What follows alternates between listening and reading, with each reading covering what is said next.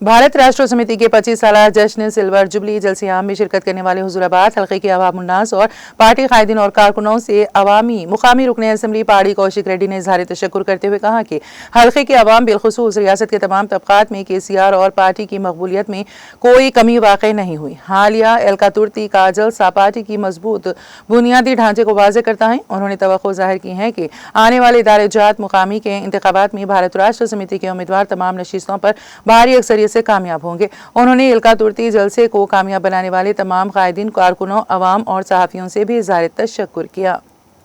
హుజురాబాద్ నియోజకవర్గ ప్రజలందరికీ కూడా నమస్కారాలు।